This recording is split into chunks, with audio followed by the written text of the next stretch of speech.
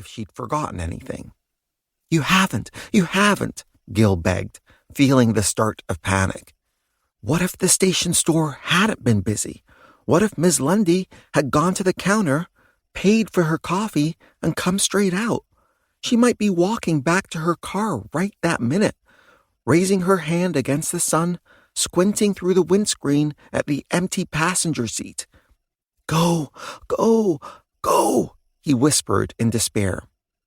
As if in answer, he heard the soft roar of the ignition. They were moving. Gil felt the SUV make a wide turn of the petrol station onto the exit ramp, the hum of the motorway growing louder and louder. The driver paused, waiting for a break in the traffic, then accelerated to join the flow. It was too late to turn back. Gil was engulfed by terror. He'd chosen the SUV at random. Ms. Lundy would have no idea where he'd gone, and every passing minute was carrying him another mile away. He lifted a corner of the blanket and looked through the rear window. The sky was completely clear, apart from a cloud drifting far and free across the blue. At the sight of it, Gil's fear vanished, and a surge of exhilaration took its place. Other people had always decided where he should go.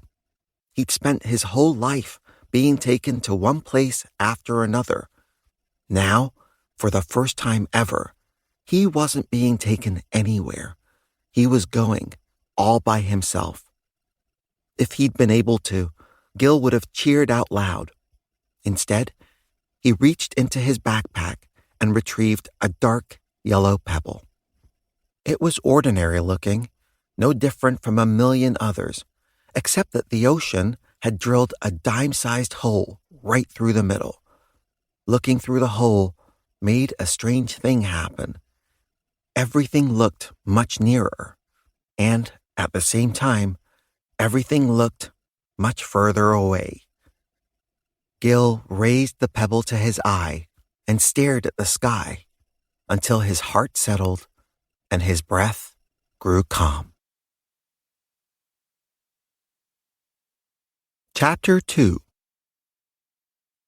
It was deliciously cool in the SUV, even under the blanket. Gil almost fell asleep listening to the soft drone of the air conditioning. In 20 miles, take exit 15 on the right towards Route 82 East. Okay, the driver said in a loud voice. You told me that already. Gil heard a rustle of plastic. I might as well have that sandwich, she announced in a loud voice. Half of it anyway. She must be lonely, Gil thought, talking to herself like that.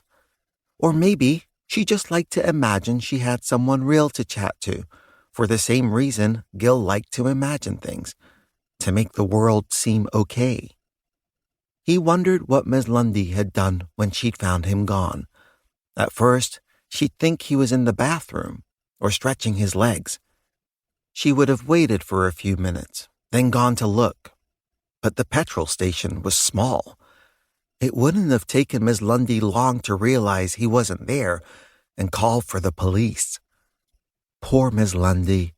Gil hoped she wouldn't get in trouble. She'd always been kind to him. He knew this didn't mean much because it was her job to be kind to him, but he appreciated the effort she made. I know you're going to be happy in the new place, she'd said as they set out that morning. I'm sure it will be fine this time. Gil could have pointed out that she'd said the same thing about the last place she'd taken him, but he didn't. He was much too kind himself to say something like that. Gil was 5 years old when his parents were drowned in a kayaking accident. Nobody could explain how it happened.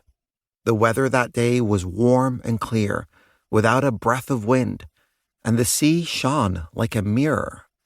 As Gil's mother and father set off across the bay, there was nothing to break their reflection but the dip of their own paddles. Yet, they were never seen again. One minute they were there.